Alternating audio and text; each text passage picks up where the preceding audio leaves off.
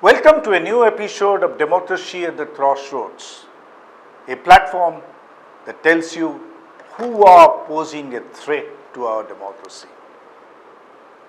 Today, we'll discuss how the Modi government has brazenly packed the universities and colleges with RSS BJP baton holders as teachers and administrators. Excellent education is the biggest safeguard for a democracy anywhere.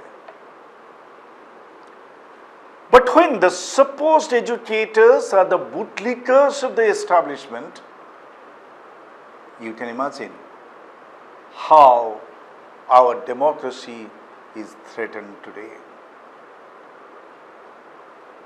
In fact, I was amazed to read earlier this week about an open letter that 181 vice chancellors, public academics wrote to Rahul Gandhi about his comments on the state of the universities in this country. What is the identity of these 181 so-called celebrated academics? Well, formally they hold or held the post of Vice Chancellor or a position of similar equivalent rank during the last 10 years of the Modi government. But their real identity is that they are all cheerleaders of the saffron establishment. It's election time.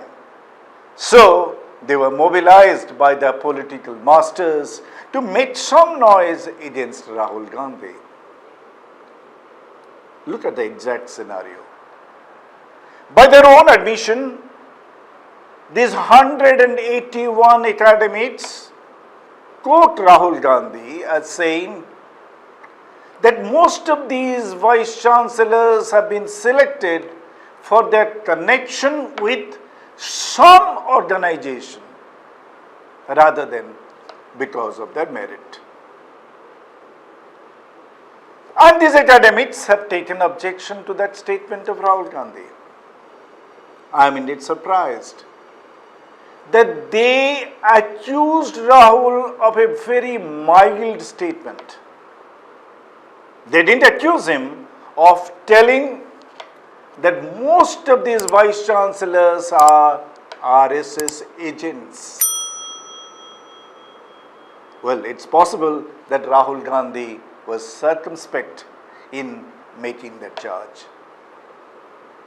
But the reality is that these vice chancellors have done or today doing a hatchet job for the ruling dispensation. The media houses publicized, the news item about the open letter of 181 prominent academics to Rahul Gandhi.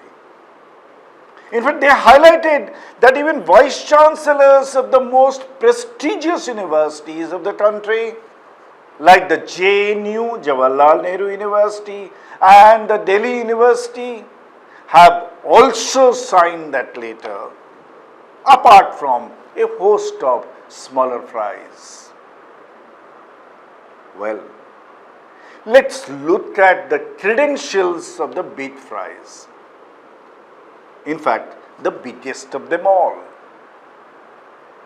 Let's look at the background of the lady Vice Chancellor of JNU, Santi Sri Pandit. You may call her Miss Pandit, Dr. Pandit or Professor Pandit, as you like it. I think the most dignified way to address her is Professor Pandit. Well, Professor Pandit has no qualms about openly flaunting her RSS background. Look at this photograph and report where she is sharing the Daesh with the RSS chief Mohan Bhagwat and telling the media that she is proud of her long association with the RSS. With what cheek this lady takes objection to Rahul Gandhi's remarks that she got this plum position because of the RSS links? Well, one can still understand if she had the RSS links and at the same time she excelled in academics. But then what are her academic credentials?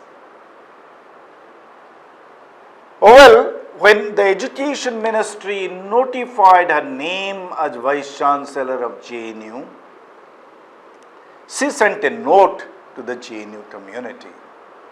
And what did we see? She couldn't even string together 3 sentences in a grammatically correct English. See this. Well, you don't need to be good at English to become a Vice Chancellor of a central university. That's right. You may be good at Hindi, or you may be good at some regional languages, which all have an equal standing in our country. But what was Madam Vice Chancellor Shantishi Pandit good at? She was good at Islamophobic tweets. And she did it with the passion of a member of the BJP RSS troll army. Just take a look at the sample of tweets. Look at this. Endorsing a BJP troll, she says, "Do it like the Chinese do with these mentally ill jihadists." What is the call?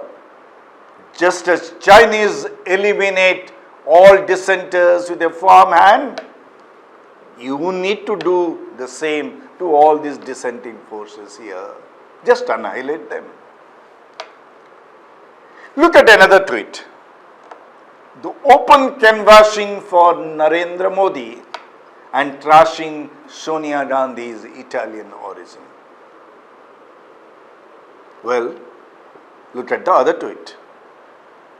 How she is using the language of a street loafer to talk about love jihad, to run down inter-religious marriages. And then, during the farmers' protest, she called the agitating farmers as parasites, as dalals, as liars, as losers. Then look at the other one. She described protesting JNU students as Naxals and demanded that funding must be stopped for quote-unquote communal campuses like Jamia and St. Stephen's. Well, this is just a sample. After all this, any doubt why this Mohtarma was appointed the Vice Chancellor of JNU? Well, just look up the background of leisure fries, who have donned the top mantle of the universities in the last 10 years. Rahul Gandhi hit the nail on the head when he said that most of these vice chancellors are holding these positions not because of intrinsic merit, but because they have sucked up to the divisive and communal agenda of the Modi administration. These 181 so-called academics are in fact exposing themselves to ridicule by signing on dotted lines that open letter to Rahul Gandhi, drafted by the BJP's propaganda cell.